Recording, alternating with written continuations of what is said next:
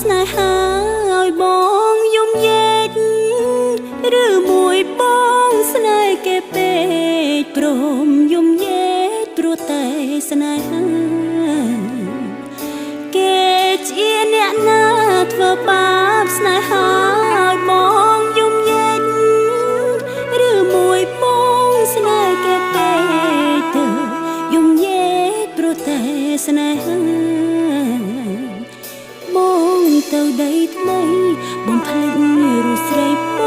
ងភ្លេចសន្យាបងថាត្រូវការដុល្លារបងចូលឲ្យស្រីងាស្នេហាកំសត់